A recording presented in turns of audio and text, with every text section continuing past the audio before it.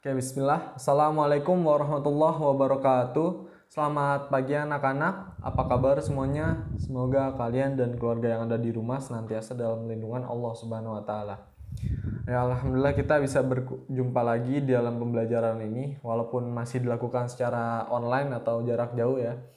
Dikarenakan kondisi yang tidak memungkinkan kita untuk belajar secara langsung, berinteraksi secara langsung, dan bertatap muka secara langsung. Namun, walaupun kondisinya seperti ini, dalam kondisi pandemi seperti ini, jangan jadikan kondisi ini sebagai alasan kalian untuk menurunkan semangat belajar kalian, untuk bermalas-malasan. Itu jangan sampai kalian jadikan kondisi ini sebagai alasan.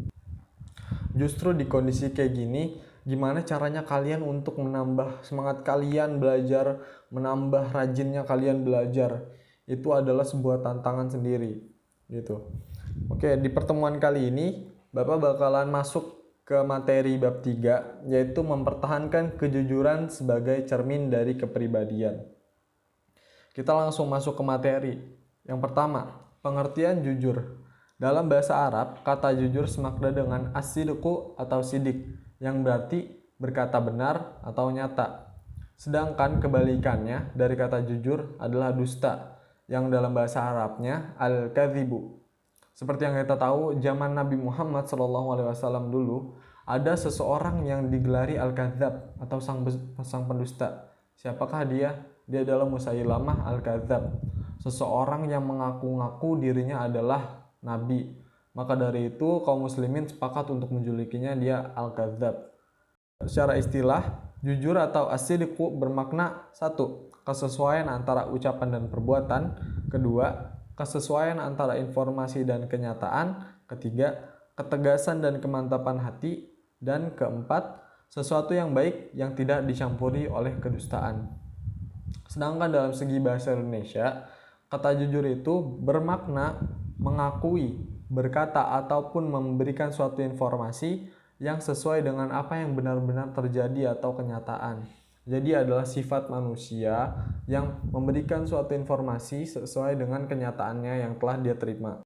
Lalu Imam Ghazali membagi sifat jujur menjadi 3. Yang pertama, jujur dalam niat atau berkehendak. Yang kedua, jujur dalam lisan atau perkataan. Dan yang terakhir, jujur dalam perbuatan dan amaliyah. Kita bahas yang pertama dulu, jujur dalam niat dan berkehendak. Yaitu, tiada dorongan bagi seseorang dalam melakukan suatu tindakan dan gerakannya selain karena dorongan Allah Subhanahu wa taala. Maksudnya adalah ketika kita berniat melakukan sesuatu, misalkan kita berniat untuk beramal, niat kita harus jujur, di mana niat kita hanya untuk menggapai ridho Allah semata, bukan niat kita untuk dipuji, bukan niat kita untuk dianggap sebagai orang baik, dan sebagainya. Itu tidak boleh.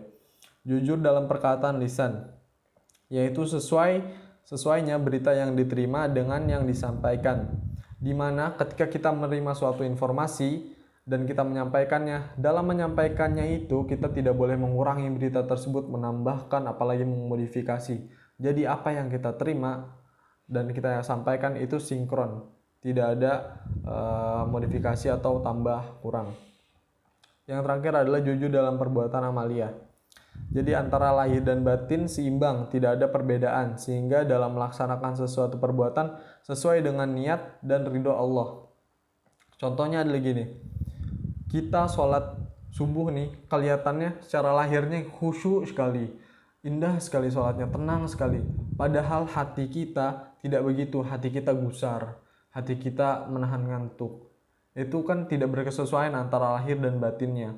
Nah, maka dari itu ketika kita lahirnya khusyuk sholatnya, batin kita pun harus khusyuk juga dalam sholat tersebut. Nah, selanjutnya ada dalil-dalil tentang perintah berperilaku jujur. Yang pertama ada Quran Surat Al-Maidah ayat 8 yang bunyinya, A'udzu billahi minasyaitonir rajim. Bismillahirrahmanirrahim.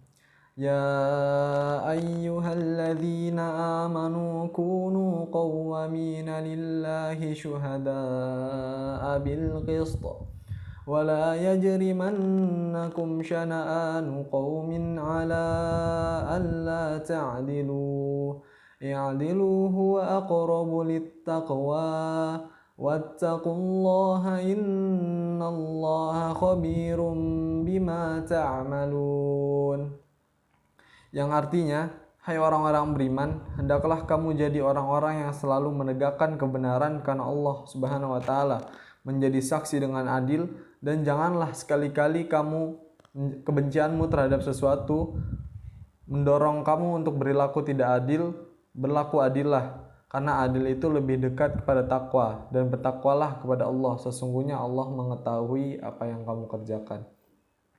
Kandungan dari ayat ini adalah, ayat ini memerintahkan kepada orang mukmin agar melaksanakan amal dan pekerjaan mereka dengan cermat dan jujur dan ikhlas karena Allah Subhanahu wa taala, baik pekerjaan yang bertalian dengan urusan agama maupun pekerjaan yang bertalian dengan urusan kehidupan duniawi.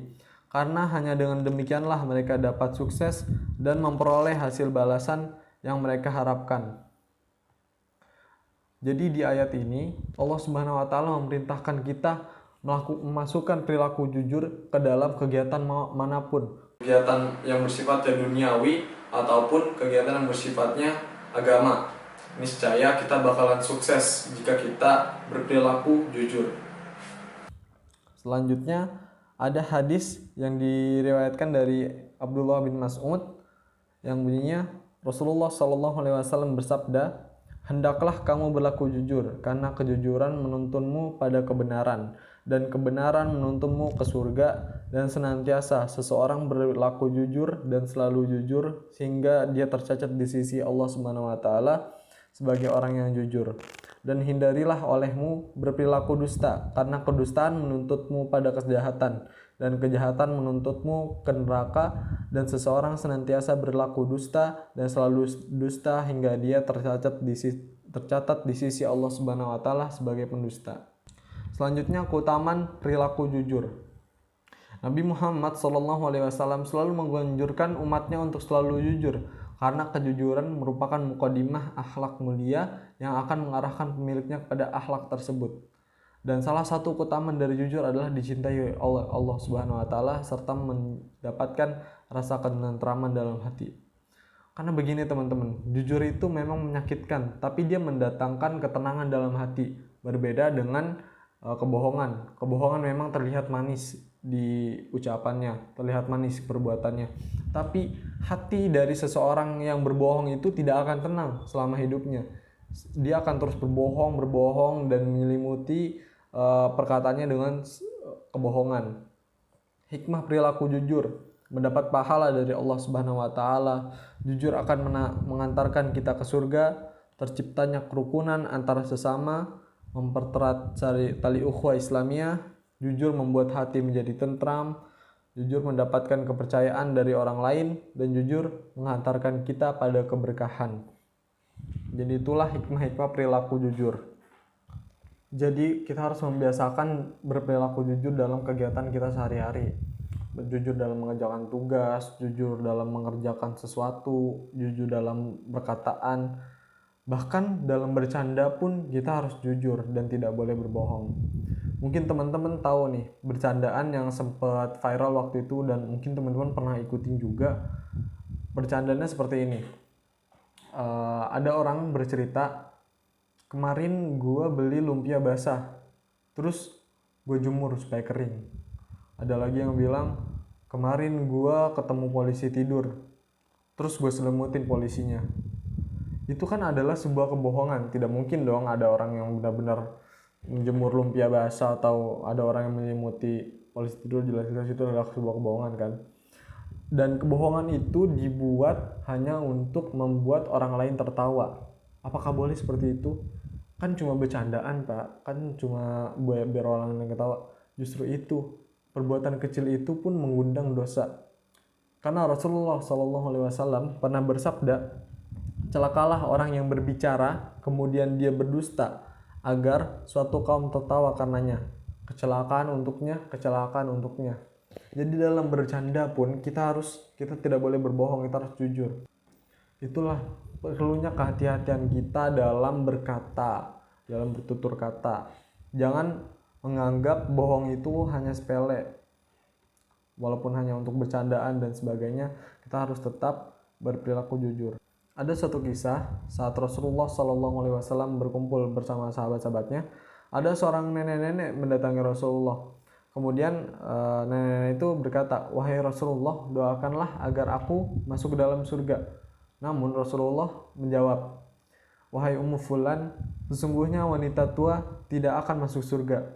Betapa sedihnya nenek-nenek itu saat Rasulullah bilang kayak gitu. Dia langsung pulang dan meninggalkan Rasulullah. Di sini Rasulullah tidak berbohong. Rasulullah di sini berkata benar. Karena Rasulullah langsung memberitahu sahabatnya, beritahu ia tidak akan masuk surga dalam keadaan tua. Allah Subhanahu wa taala berfirman, "Sesungguhnya kami menciptakan mereka bidadari-bidadari dengan langsung dan kami jadikan mereka gadis-gadis."